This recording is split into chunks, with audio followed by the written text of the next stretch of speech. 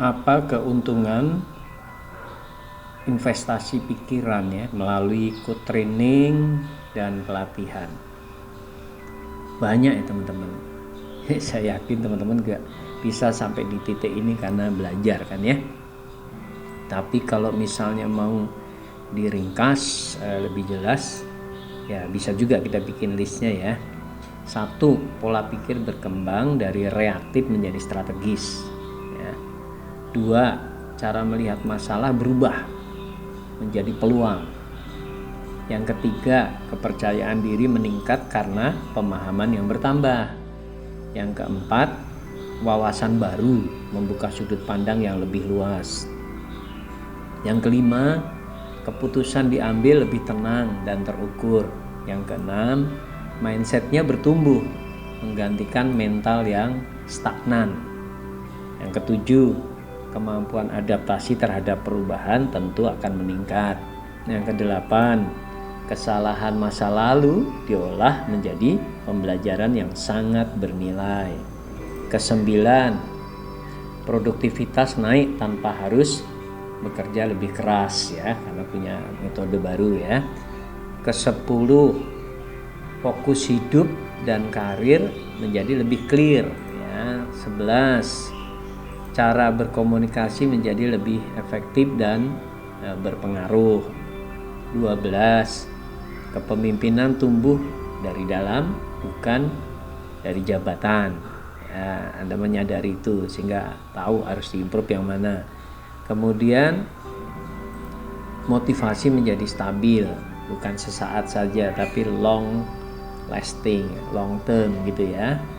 Yang ke-14, jaringan pertemanan tentunya ya, dan profesional bertambah kualitasnya. Ke-15, disiplin ya, disiplin diri terbentuk melalui kesadaran bukan paksaan. Kemudian 16, kreativitasnya terasah untuk menemukan solusi baru. 17, mental tahan banting menghadapi tekanan dan krisis. 18, nilai diri meningkat tuh di mata organisasi maupun market. 19, kebiasaan berpikir positif dan solutif terbentuk. 20, investasi kecil hari ini mencegah kesalahan mahal di masa depan. 21, pikiran yang diperbaharui melahirkan hidup yang naik level. 100, Anda menjadi orang yang lebih baik tentunya. Nah, 22 sampai 99 kepanjangan kali ya. Wah, ada yang minta diterusin. Oke. 22, menghentikan kebiasaan menyalahkan keadaan. 23, memutus pola pikir miskin sebelum merusak keputusan. 24, menyelamatkan waktu bertahun-tahun dari trial and error ya. Ini dari ilmu trainernya. 25, mengurangi biaya kegagalan tentunya ya akibat keputusan yang emosional. 26, membuat seseorang berpikir panjang sebelum bertindak pendek, gak gerasa gerusu, planning gitu ya. 27, mengubah kebingungan menjadi arah yang terstruktur. 28, menyadarkan potensi yang selama ini terkunci oleh ketakutan Anda.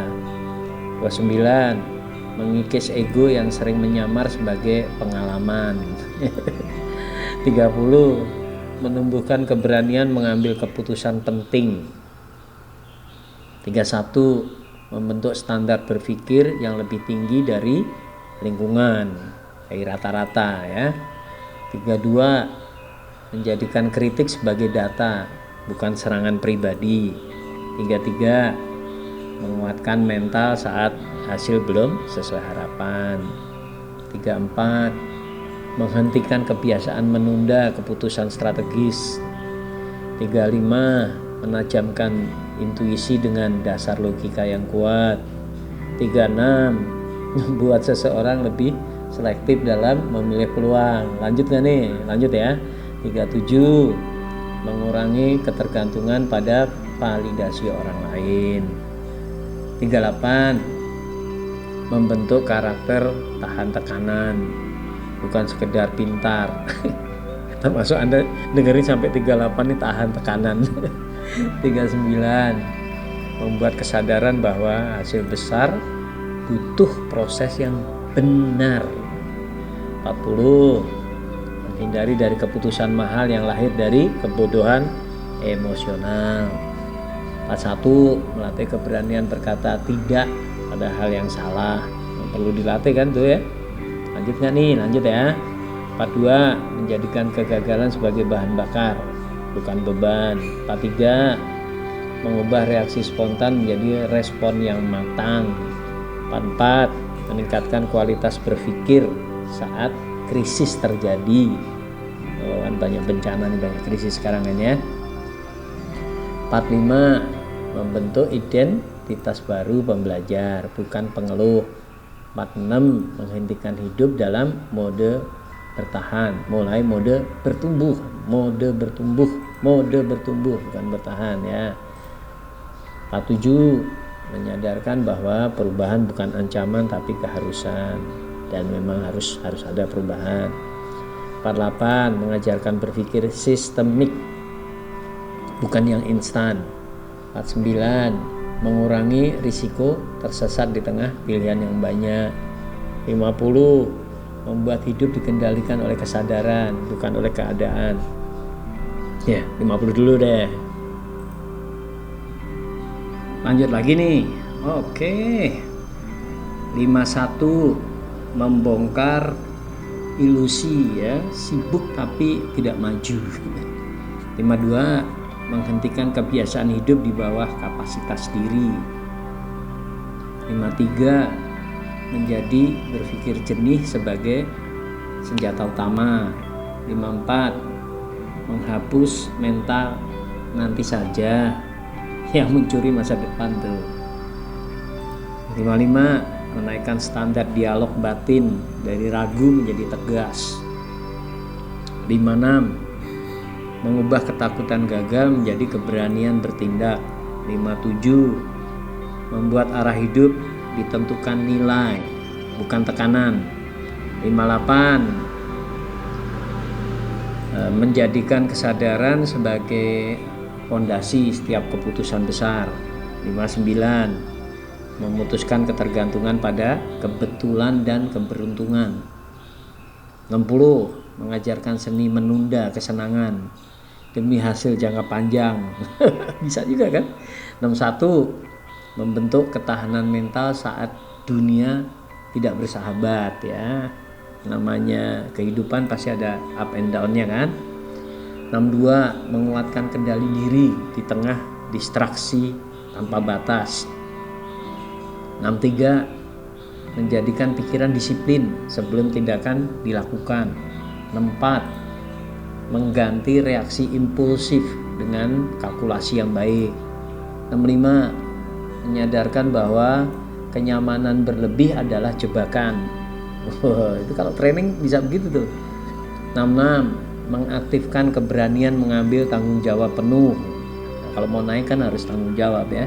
Semakin besar tanggung jawab, semakin cepat atau tinggi tingkatannya. Banyak manfaatnya kan pelatihan. Lanjut. 67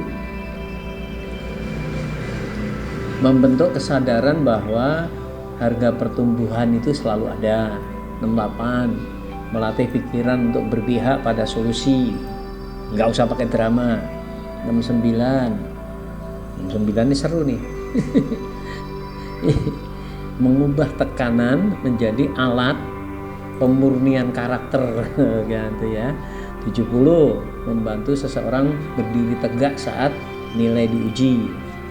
Manfaat training banyak banget. Lanjut. 71 menjadikan kegagalan sebagai guru, bukan vonis hidup. 72 menguatkan kemampuan memilih jalan sulit tapi yang benar. 73 membentuk mental pemenang bahkan sebelum hasil terlihat. 74 mengajarkan berpikir dalam dampak, bukan sekedar niat ya, impact ya. 75 mengantar seseorang naik kelas dari sekedar hidup menjadi hidup yang berarti. Lanjut aja ya, tanggung ya. 76, produktivitas meningkat karena kerja didorong arah bukan rutinitas.